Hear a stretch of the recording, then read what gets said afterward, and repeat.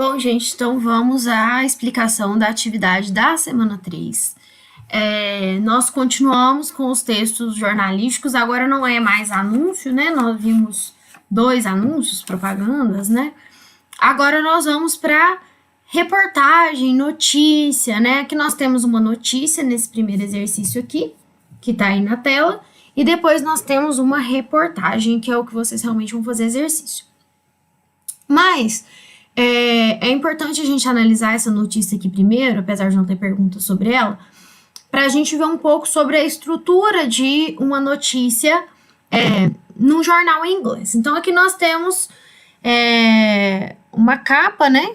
Eu acredito que seja a capa do The Times, né? Que é um jornal. E nós temos atenção para as partes do texto, que é o que está explicando aí em cima. Aqui onde está Time finally... Ai, não tem como, pera. Time finally runs out for May. Então, o tempo finalmente se esgotou para May. May é uma pessoa.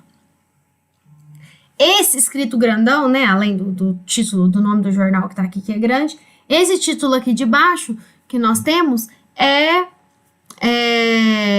a manchete que a gente fala, né? Pode ser chamado de título também, mas é a manchete.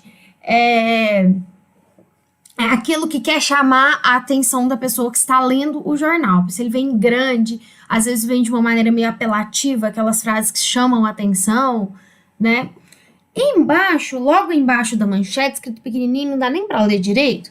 PM set to announce resignation today. Visit from Foreign Secretary Scale Fate. Tory leadership election within weeks. É o que está escrito aí embaixo. Isso é chamado de lead. É como se fosse um subtítulo. Dá um pouquinho mais de descrição, mas ainda quer chamar a atenção do leitor, ainda está um pouquinho maior do que o texto principal, mas vem um pouquinho menor do que o título. O título ele é mais objetivo, ele é menor, né? Bom,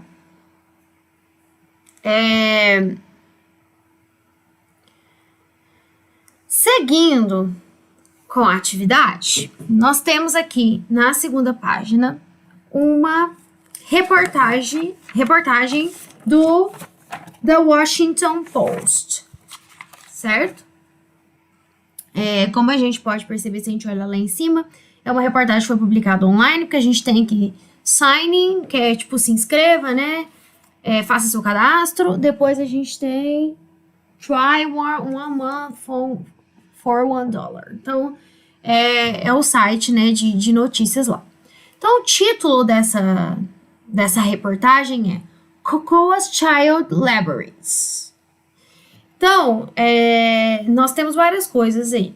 Primeiro, né, esse título, né, a manchete aí, grande, chamando atenção, extremamente objetiva e com as palavras principais. Eu vou até abrir aqui uma parte de vocabulário. Tá aí, né? O título tá bem no meio aí. Cocoa's Child Library. Que são o quê? São os trabalhadores infantis, né? As crianças trabalhadoras do cacau. E aí nós temos logo embaixo desse título, né? Tão provocante, vamos dizer assim. Nós temos logo abaixo dele essa imagem dessa criança. Parece cansada, né?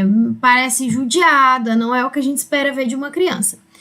Então, a gente já sabe que é uma reportagem que vai falar sobre o trabalho infantil de cara, né? E que tem a ver com o cacau. E mais ainda, a partir do momento que a gente vê a criança aí negra, a gente ainda pode pensar que talvez esteja se falando de África. Pode ser do Brasil? Pode ser do Brasil. Mas aí a gente já lê aí, logo embaixo da imagem, já tem uma referência mais precisa à África, né? West African Cocoa Farms, embaixo aí da imagem do menino.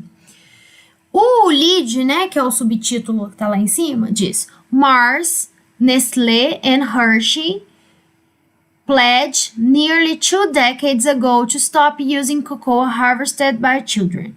Yet, much of the chocolate you buy still starts with child labor.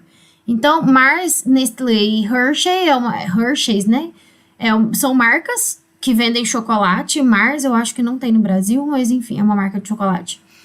Nós temos todo o vocabulário. Nós temos aí pledge, né, que tá escrito lá, Mars, Nestlé, Hershey's pledge.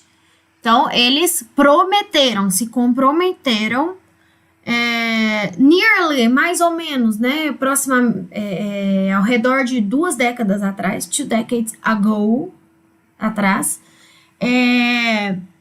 to stop using cocoa harvested by children. Então, stop using, parar de usar, harvested, colhida, e children, eu acho que em algum lugar eu coloquei, não, acho que essa aí eu não coloquei não, children são crianças, né? Então, depois aí para baixo, nós temos aí, nós temos a imagem, embaixo da imagem nós temos behind much of the word chocolate is the work, deixa eu voltar lá na imagem, aqui, behind much of the word chocolate is the work of thousands, deixa eu aumentar um pouquinho,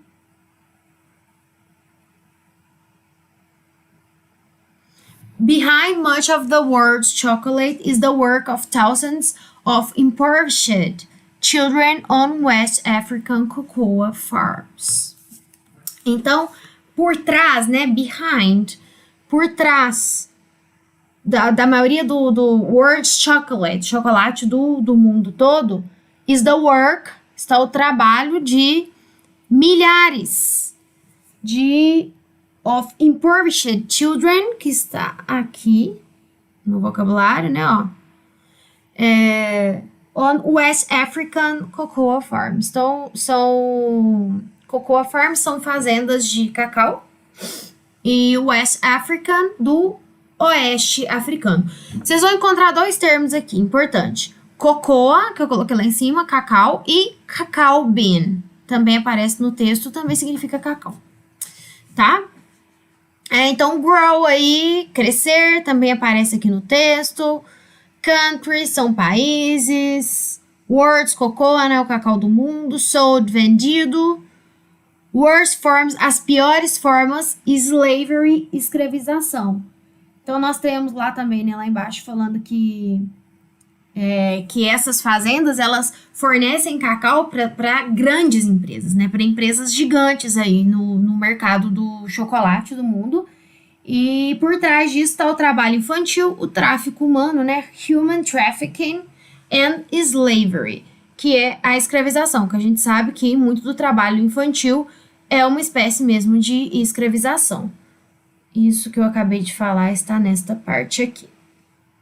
Bom, uma coisa que eu queria comentar com vocês, que ainda está nessa folha do vocabulário aqui, é essa parte do meio aí, né, do que eu circulei o risquinho em cima, o apóstrofo, né, e o S. Toda vez que vocês virem isso em um texto, né, child laboring, ou industries direct connection. Toda vez que vocês virem esse apóstrofozinho S, é uma relação de posse. Então, direct connection, conexão direta, aí você faz ao contrário, da indústria. Então, o que vem depois desse apóstrofo S pertence àquilo que vem antes. Então, é a conexão direta de quem? Da indústria, que veio antes. É o trabalho infantil de quê? Do cacau, que veio antes. Então, o trabalho infantil tá ali, o apóstrofo S, trabalho infantil do cacau. Então, é importante, não esqueçam de anotar tanto o vocabulário como essa parte da explicação do apóstrofo S, que eu acabei de falar. Então, voltando lá para o exercício, né, todo o vocabulário que vocês precisam para o exercício é esse que eu acabei de passar. É só vocês darem um pause aqui e anotarem. Então, aí tem a legenda da foto, né? Aparece o seguinte texto, tem aí. O adjetivo em negrito é uma palavra cognata. O que é cognata? Parece com português. Dê um sinônimo para ela em português. Volta lá no vocabulário que lá tem. O tema do texto, ou seja, a ideia mais importante que ele transmite também só vocês darem uma olhada no vocabulário, no que eu já comentei. E o número 3, a reportagem foi publicada no jornal The Washington Post. Em qual data? Então, vai lá, volta lá no texto, procura, né? São informações importantes que tem nesse tipo de texto. E por último, A4, 5 palavras cognatas, ou seja, vai tirar lá do texto 5 palavras que parecem com o português. E é isso, é basicamente isso. Não se esqueçam de anotar, é importante ter tudo no caderno, porque é matéria de prova.